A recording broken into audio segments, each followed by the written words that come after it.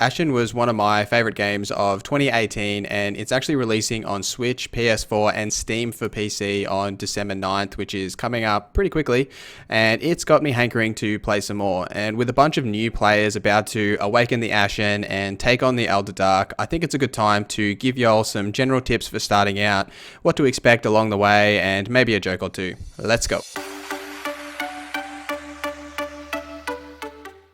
I mean, it kind of goes without saying that you should explore as much as you can. That's kind of the point in playing most games like this, really. But the reason why you should is because weapons and armor are hidden everywhere, and it's really the only way that you find new gear. There's also a mechanic that unlocks later in the game which will help you get to some areas that you might not be able to get to early on. Like you might see the little white symbol of loot and not be able to reach it and not really figure out why. But without spoiling it, you'll be able to get to it later in the game. Don't panic if you can't get there early on. Now, for every weapon you pick up, I strongly suggest equipping it and giving it a swing. Throw some light and heavy attacks around. See what kind of combos it has.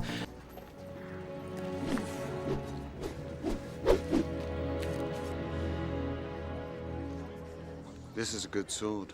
A really unique thing about Ashen is that all the weapons, even if they're maces or axes or regardless of their type, one-handed, two-handed, they all have different attack speeds, and some of them have different attack combinations and animations, even if they're the same type of weapon. So it's really good value to, regardless of the weapon stats when you pick it up, because you can obviously upgrade it, equip it, test it out, see if you like its fighting style, and you know, you can maybe give it a few hits on an enemy or two. The two main weapon types in Ashen is the mace and the axe, and they both have one-hand and two-hand variants pretty much scattered everywhere across the world. Axes typically have a critical hit chance, while maces have a higher base damage. My tip here is to honestly just ignore it and find a weapon that suits you. What I found really important is that the weapon's attack combos and animations and attack speed was much more important than how much damage it did. For me, I found that the shovel was the best weapon in the game, as soon as I got the shovel, I literally never put it down. It had a fast attack animation, and it's also a shovel, so I mean, what could go wrong? A big focus of Ashen, which you'll find in the opening cutscene, is the benefits of light and light covering the world. Once you get a bit through the game and you really start hitting the dungeons, I highly recommend having a one-handed weapon at least partially upgraded, as your offhand will be taken up by a lantern, and you can't carry the lantern and a two-handed weapon. You can drop the lantern on the ground and rock a shield or a two-hander if you'd like, but having a decent one-hander on hand is handy so you can handle some of those mobs that don't require both hands. Does that make sense? I hope it makes sense. I'm pretty sure it makes sense. Let's move on. Scoria is the currency in Ashen, and it functions the same way that Souls does in like a Dark Souls game. You can carry as much as you can until you die, where you drop all your Scoria and you have to go back and get it. Early on, Scoria is pretty tight, and I'd recommend to stock up as much as possible as you can in those Courier Bags you can get from vendors to use for upgrades that you really want early on. Later in the game, they basically throw Scoria at you like it's going out of fashion.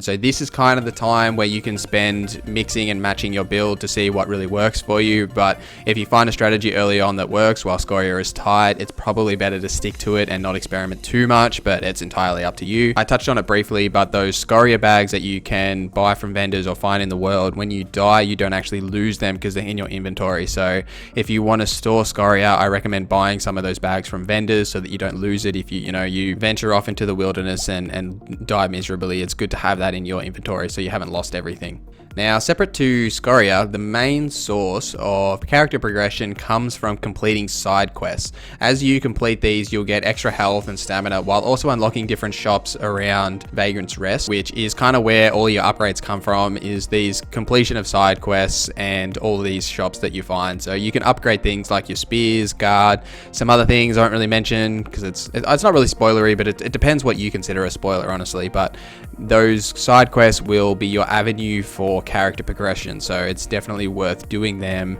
and most of them are kind of in line with where the main story will take you, so just kind of do them as they come. Like don't go out of your way, but the main story will kind of take you in the same area that they're going, so it's good to just pick them up as you go. Another kind of side quest that you'll hit maybe halfway through the game is the DLC. Now, I don't actually know if the DLC is included in the price of the Switch, the PlayStation 4 and the Steam release. From everything I found up until this point, they haven't really said if it is included in the product or not, so I'll leave it up to you to find that out.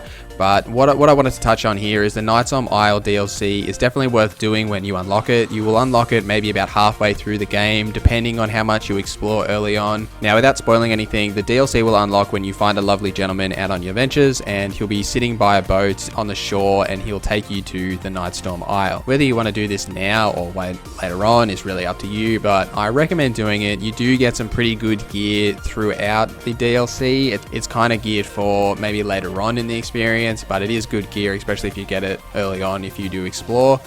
I would suggest to do it, and if you do want my opinion on this DLC, I have made another video reviewing this DLC and its values, so if it's not included in the product, definitely check out that review if you aren't sure whether you should pick it up or not, as well as the game. Last but definitely not least, very early in the game, you're going to come across this cave while exploring in the earlier Vagrant's Rest kind of area.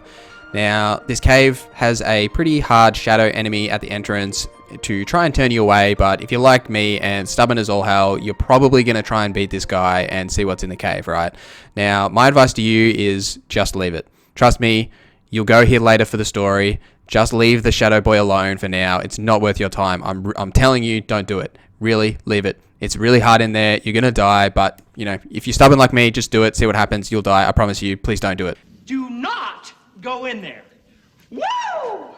Anyway, guys, that's all from me today. If you do pick up Ashen, let me know your thoughts in the comments below. I really like this game. I was really surprised at how it turned out. I played it at PAX Australia in 2018 when they came to kind of show off the game, and I enjoyed it there, and I enjoyed it even more on release in December, and I'm glad that more people are going to get time to play this game, because it is great. Like, there's something special about this game and the art style and what it achieves for such a small team in New Zealand. Like, it's really cool to see like an Oceanic made game, and I really want to support them for what they've done.